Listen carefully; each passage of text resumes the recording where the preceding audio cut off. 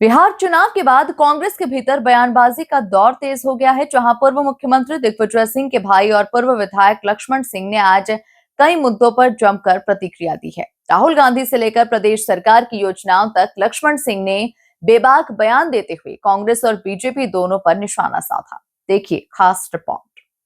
दिग्विजय के भाई लक्ष्मण ने चलाए बयानों के तीर। राहुल गांधी पर बोला जुबानी हमला, बुद्धिमानों को बोलने नहीं देते। लाडली बहना योजना पर उठाए सवाल।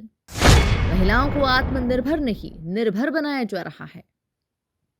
कांग्रेस नेता और पूर्व विधायक लक्ष्मण सिंह ने आज एक कार्यक्रम के दौरान तीखे तेवर दिखाए। बिहार चुनाव परिणामों के संदर्भ में उन्होंने राहुल गांधी को लेकर कहा कि कांग्रेस का दुर्भाग्य है कि बुद्धिमान लोगों को बोलने नहीं दिया जाता और जो बकवास करते हैं उन्हें चुप भी नहीं कराया जा सकता। उनके इस बयान ने पार्टी के अंदरूनी हालात और नेतृत्व शैली पर सवाल खड़े कर दिए। लक्ष्मण सिंह यही नहीं रुके, उन्होंने मध्य प्रदेश की लोकप्रिय लाडली बहना योजना को लेकर प्रदेश सरकार पर भी हमला बोला। उन्होंने कहा कि जनता का पैसा है जो लाडली बहनों को बांटा जा रहा है।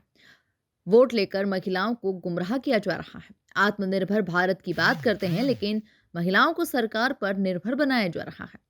उन्होंने ये भी कहा कि जब कई सरकारी विभागों में कर्मचारियों को तनख्वाह समय पर नहीं मिल रही, तब सरकार इस योजना पर पैसा कैसे खर्च कर रही है। उन बहनों का क्या जिनके पतियों को वेतन नहीं मिल रहा। 230 विधानसभा में हम जाएंगे और आज ये तीसरी विधानसभा है जो हम कर रहे हैं। करीबन कितने दिन में पूरी हो जाएगी? अब दिन महीने लग जाए लेकिन हम पूरी करेंगे। जैसे कि आपने अभी कहा है कि पैसे देकर वोट का हाँ ये गल मैं इससे मैं सहमत नहीं, कोई भी सहमत नहीं है। अब ये जो पैसा है ये उन लाडली बहनों का ही है, जनता का पैसा है। उनका पैसा उनको बांट के वोट लेके उनको गुमराह करना ये कौन सी राजनीति है। और ये दर्शाता है कि आप इस तरह की राजनीति करके वोट लेके और आप जो उद्योग लगाना चाहते हैं, लगना चाहिए, उनसे बचना चाहते हैं, विकास से बचना चाहते हैं। विकास हुआ है, खूब सड़कें बनी है, लेकिन ये सब जीएसटी की वजह से हुआ है। अच्छी जीएसटी की नीति भी अच्छी है, मैं इसके खिलाफ नहीं हूँ, लेकिन आत्मनिर्भर बनाने वाली आप बात करते हो। आत्मनिर्भर भारत हम बना रहे हैं, तो महिलाओं को क्या आत्मनिर्भर बना रहे हो? आप महिलाओं को आप पे निर्भर बना रहे हो, आत्मनिर्भर नहीं बना रहे हो।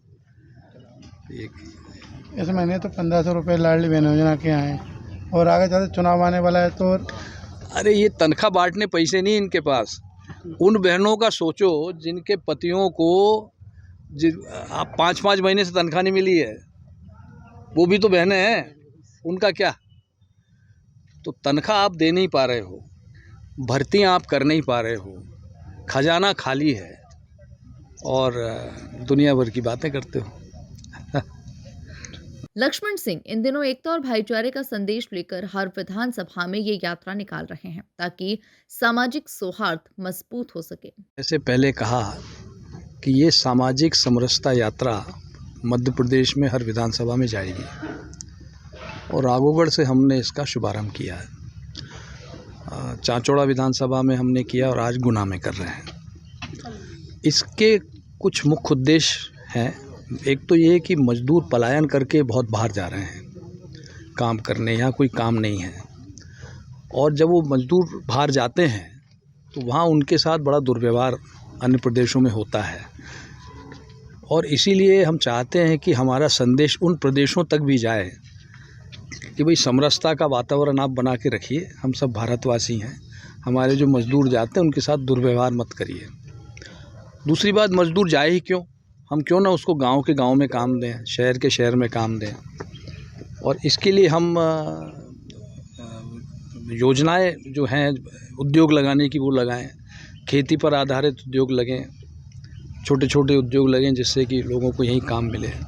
और कई राज्य ऐसे हैं जहाँ से पलायन नहीं होता है, और मध्य प्रदेश में भी आज से 15-20 साल पहले कोई बहुत ज़्यादा पलायन नहीं होता था। ये जो पलायन बढ़ा है ये इसलिए बढ़ा है कि यहाँ एक भूमाफिया इकट्ठा हो गया है जो सरकारी ज़मीन पे कब्जा करता है, जो उनकी ज़मीनों पे कब्जा कर लेता है, गरीबों की उनको भगा देता है। ऐसे कई उदाहरण हैं जिनकी गरीबों की ज़मीन छीन ली गई है। किसी के घर में कोई बुजुर्ग रह जाता है अकेला तो फिर उसकी ज़मीन तो गई। लक्ष्मण सिंह के इन तीखे बयानों ने न सिर्फ कांग्रेस नेतृत्व बल्कि प्रदेश सरकार को भी कटघरे में खड़ा कर दिया है। राजनीतिक बयानबाजी के इस दौर में उनकी समरसता यात्रा एक अलग संदेश देती हुई दिखाई देती है। अब इन बयानों का असर प्रदेश की राजनीति पर कैसे पड़ता है, ये देखना दिलचस्प होगा। ब्यूरो रिपोर्ट, MP न्यूज़, गुना।